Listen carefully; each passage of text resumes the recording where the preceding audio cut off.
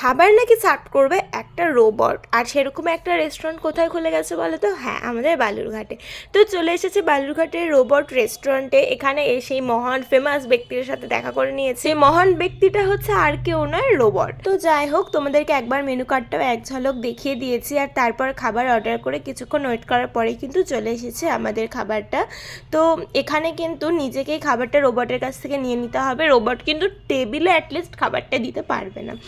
যাই হোক, তো আমাদের খাবারটা তো চলে এসেছে। আমরা অর্ডার করেছিলাম বাটার নান, চিকেন কষা আর চিকেন বিরিয়ানি। আর যদি বলো ফুড কোয়ালিটির কথা, দেখো আমি তো ফুড ব্লগার নই, তো তাদের মতো আমি এক্সপ্লেন করতে পারবো না, কিন্তু সাধারণ ভাষায় যদি বলি তাহলে নানটা একটু সফট হতে পারতো, আর চিকেনটা ভালো ছিল, ফ্রেশ কিন্তু স্পাইসি, আর বিরিয়ানিটাও স্পাইসি ছিল, সেজন্য পরে একটা স্প্রাইট নিয়েছিলাম। খেতে খেতে কিন্তু চলে এসেছি মালদা। না, এখানে আসলে প্রত্যেকটা টেবিলে একটা করে স্টেশন ছিল। ভিডিওটা ভালো লাগলে অবশ্যই একটা লাইক, কমেন্ট আর চ্যানেলটিকে সাবস্ক্রাইব করে দিও। বাই।